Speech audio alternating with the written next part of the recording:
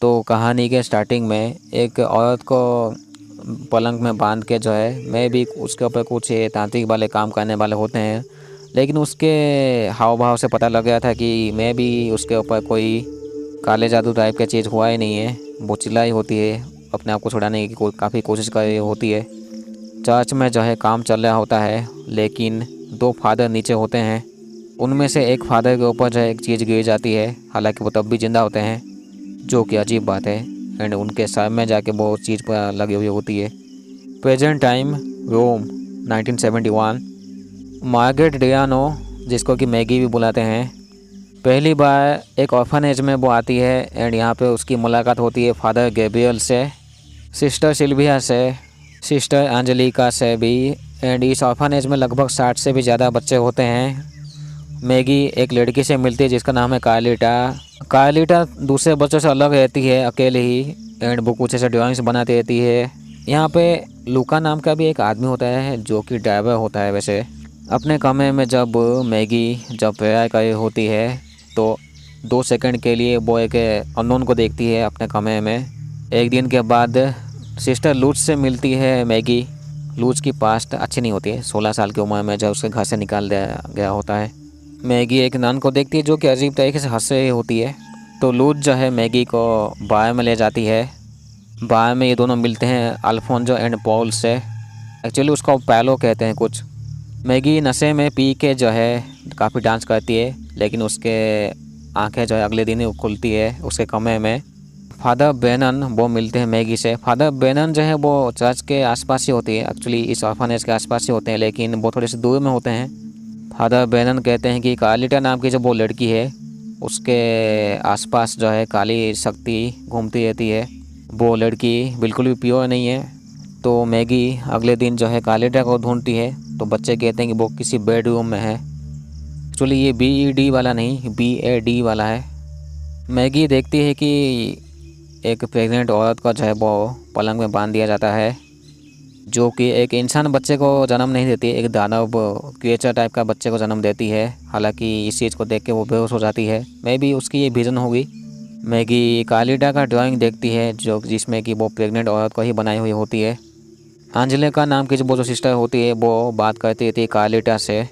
जब सब लोग बाहर होते हैं तो एक औरत आके जो है इनके सामने ही जो है वो छत के ऊपर अपने आप को आग लगा के नीचे कूद जाती है छोटे बच्चों के सामने।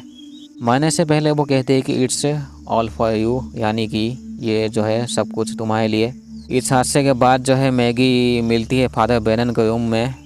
वो एक फ़ोटो देते हैं जिसमें कि 3 लोग होते हैं, एक बच्चे के साथ, छोटे बच्चे के साथ। फादर बेनन कहते हैं कि वहाँ पे 2 चर्च है। एक जगह में जो है एक चर्च में वो नाम का चर्च होता है, लेकिन उसके अंदर जो है ये लोग कुछ काली शक्ति जो इस दुनिया में लाना चाहते हैं। फ़ोटो में जो औरत होती है उसको anti Christ, mother of anti Christ कहते हैं। फादर बेनन ये भी कहते हैं कि जो कार्लिटा जो है उसकी जन्म 6 महीने में यानी कि जून को सुबह 6 बजे हुआ है, यानी कि 666 मार्क ऑफ द बीस्ट वो कहते हैं। एंड ये जो मार्क जो है उसके बॉडी में होगा। फादर बेनन कहते हैं कि वो जन्म कैसे हुई, ऐसे वो कहते हैं। फादर बेनन का मानना होता है कि कोई डीमन आके जो है उन्हें प्रेग्नेंट कर देता है। ये सब बातें सुन के जो है मैगी यकीन ही नहीं करती फादर बेनन के ऊपर। उसे ये सब बचकाने हरकतें लगते हैं। तो अभी जो है मैगी की नज़र कार्लिटा के ऊपर ही होती है।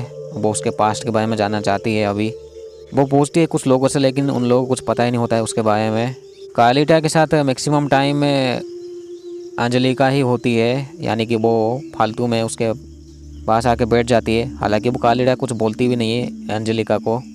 जब थोड़ा सा टाइम मिलता है तो मैगी उसके साथ जाके बात करती है। तो कार्लिटा कहती है कि वो बचपन से ही कुछ ऐसे अजीब सी चीज़ें देखी थी। मैगी भी कहती है वो कुछ चीज़ों को देखती है जो कि मर चुके हैं। 2 सेकंड के लिए जो है किसी अनजान को देखती है मैगी कार्लेट के साथ। ये लोग सिटी में गए हुए होते हैं, तो एक प्रोटेस्ट चल रहा होता है सिटी में। तो मार्गरेट उसमें फंस जाती है, यानी कि मैगी। जब वो फंस जाती है तो कोई अजीब सा लंबा सा जीव उसके बॉडी में आके उसको चाटने की कोशिश करता है साला, कुछ सेकंड के लिए। इस चीज़ को वो महसूस भी करती है, उसे पता लगता है कि कुछ हुआ है उसके साथ। सिस्टर सिल्विया अगले दिन जो है मैगी को कहती है कि कार्लेट से दूर रहने के लिए, उसे हेलुसिनेशन होती रहती है कार्लेट को। वो चाहते हैं कि मैगी उससे दूर रहे बिल्कुल। मैगी पाओलो को देखती है, उसे वो पूछती है उस दिन के बारे में, कार्लेट के बारे में पूछती है, लेकिन वो पता नहीं पहले से डरा होता है साला।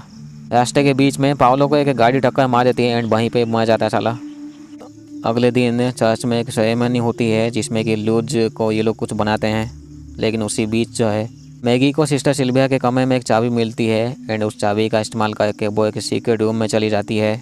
बेसमेंट में जाके उसे कार्लेट एंड बाकी सब की वजह से फाइल मिलती है। पता लगता है कि कार्लेट ही अभी नॉर्मल ऐसे इंसान बच्ची जन्म हुई थी, बाकी जितने भी जन्म हुए थे वो सभी जो है जेनेटिक डिफेक्ट का जो है ऐसे कारण का शिकार हुए थे। वो सब भी जितने भी जन्म हुए थे उनके अंदर कोई ना कोई ऐसे जेनेटिक डिफेक्ट जैसी चीज़ें थी, जैसे कि 2 बच्चे अब जुड़े हुए थे एक दूसरे से, वैसे टाइप के बच्चे। कार्लेट ही उनमें से नॉर्मल बच्ची जन्म हुई थी। एंड ये लोग जितने भी जन्म हुए थे उनमें एक चीज़ कॉमन होती है कि जून के महीने में एंड 6 बजे के आसपास के टाइम में ही जन्म हुए थे। मैगी जब उस बेसमेंट से बाहर आते हैं तो ये लोग उसको पकड़ लेते हैं। मैगी देखती है कि वो जो सिंबल है कार्लेट के मुंह के अंदर है वो सिंबल। अभी के लिए ये लोग कार्लेट को बेडरूम में पकड़ कर रख देते हैं। मैगी को जिस बेडरूम में रखा जाता है उसके नीचे वो देखती है कि बहुत से ऐसे ड्राइंग बने हुए होते हैं, काले जादू टाइप की चीज़ें। मैगी एक विजन देखती है कि वो जो जली हुई जो औरत है वो हंसे ये उसके ऊपर देख के। तभी जो है ईथन नाम का ये आदमी जो है मार्गरेट के पास आके उससे वो फाइल दिखाता है एंड कहता है कि यहाँ से निकलना होगा। तो ये तीनों लोग जो है फादर बेरन के कमरे में जाते हैं। तो ये दोनों जो है अभी फादर बेरन के पास जाते हैं। फादर बेरन कहते हैं कि जो वो लोग मीटिंग करते हैं उन्हें एक मेल बच्चा चाहिए। वो ये भी कहते हैं कि वो जन्म तो हुए थे सब, लेकिन कार्लेटा को छोड़ के बाकी सब जो है मर चुके थे। फादर बेरन ने जो फ़ोटो दिया था उसमें जो है जिस बच्चे को ये लोग पकड़ के रखे थे उसके सर में निशान होता है। मैगी को लगा था कि जो बच्ची उस फोटो में है वो बच्ची कार्लेट है, लेकिन जो निशान जो है उसके मुंह के अंदर था एंड फोटो में जो बच्ची है उसके सर में निशान है। थोड़ी देर बाद मैगी को पता लग जाता है कि वो बच्ची जो है वो यही मैगी ही होती है, क्योंकि मैगी के सर में वो निशान होता है। उस दिन हुआ क्या था कि जब लूज कार्लेट को एक्चुअली मैगी को जब बाहर लेके गए थे तो वहाँ पे वो बेहोश हो गई थी। बेहोश होने के बाद ये लोग मैगी को ला के बांध देते हैं एंड उसका जो फेस है वो काले कपड़े में ढक देते हैं। तभी एक डीमन आता है जो कि उसके साथ इंटीमेट करता है एंड उस इंटीमेट सीन को जो है ये सब लोग ऐसे देख रहे थे। उनके बीच वो पाओलो भी था उस दिन, जो कि अभी मर चुका है प्रेजेंट टाइम में। फादर बेरन कहते हैं कि जून 6 को वो फिर से आएंगे। तीनों लोग जो है वो गाड़ी में जा रहे होते हैं, लेकिन एक दूसरा गाड़ी आके इनको टक्कर मार देता है। तो गाड़ी से बाहर जब मार्केट निकलती है वो अजीब तरीके से बिहेव करती है, जैसे कि उसके ऊपर किसने कब्जा कर दिया है उसके बॉडी के अंदर।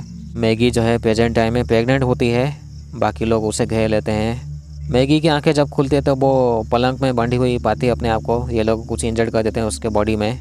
मैगी यहाँ पे 2 बच्चों को जन्म देती है, उनमें से एक लड़का होता है, दूसरी लड़की। मैगी के सामने फादर बेरन होता है साला, वो भी मिला हुआ था इनके साथ एंड सिस्टर सिल्विया, बाकी सब भी। इनको जैसे ही पता चलता है कि लड़का हुआ है तो ये लोग खुश हो जाते हैं। तो मैगी जो है कोशिश करती है उस लड़का जो बच्चा हुआ था उसको मारने के लिए, लेकिन वो मार नहीं पाती है। तभी लू जाके उसे चाकू घोंप देती है और चली जाती है। ये लोग मैगी एंड उसकी बच्ची को छोड़ देते हैं। उसके बच्चे को लेके लड़का वाला जो बच्चा होता है पूरे रूम में आग लगा देते हैं, लेकिन कार्लेट आके जो है इन दोनों को बचा के ले जाती है इस जगह से बाहर। तो इसी कमरे के अंदर वो डीमन में भी जल जाता है या फिर नहीं। मैगी के बच्चे को जो है ये एक दूसरे माँ बाप को दे देते हैं। अभी 2-3 साल ऐसे हो चुके होते हैं। जो मैगी की जो बेटी जो है वो बड़ी हो चुकी है। मैगी एंड उसकी बेटी कार्लेट अभी ये तीनों अलग जगह में रहते हैं। तो एक दिन जो है फादर बेरन आते हैं। फादर बेरन कहते हैं कि वो लोग तुम्हारी बेटी के लिए आएंगे डीमन से इंटीमेट करवाने के लिए मैं भी। एंड फादर बेरन कहते हैं कि जो मैगी का जो बेटा जो है उसका नाम ये लोग डेमियन रखे हैं। यहीं पे ये कहानी ख़त्म होती है। तो कहानी में एक चर्च होता है, चर्च के अंदर ये लोग भगवान वाले काम नहीं करते हैं, डीमन वाले काम करते हैं। जिसमें कि जो निशान उनके उस लड़की के ऊपर होता है उसको आके डीमन इंटीमेट करता है। एंड जो बच्चा जो पैदा होगा, अगर लड़का पैदा हुआ तो ये लोग रख लेते हैं, लड़की पैदा होती है तो उसको मैं भी रखते तो है लेकिन मार देते हैं कॉमनली लास्ट में। उस लड़की को ये लोग इस्तेमाल करते हैं फिर सेंटिमेंट के लिए। एक तरीके से देखा जाए तो ये लोग ब्रीडिंग वाला चीज़ वो खोल के रखे हैं चर्च में। तो यहीं पे कहानी ख़त्म होती है। चैनल को सब्सक्राइब पहले ऐसे वीडियो पाने के लिए मैगी को तभी समझ जाना चाहिए था जब वो टकला इथेन जो है बाके कहता है कि फादर बेरन के पास जाना चाहिए था, क्योंकि वो बेसमेंट में होती है, बेडरूम में। वो भी साला फाइल के साथ आया था, तो तभी समझ जाना चाहिए था कि मैगी को कि यहाँ पे कुछ गड़बड़ है। Thank you so much.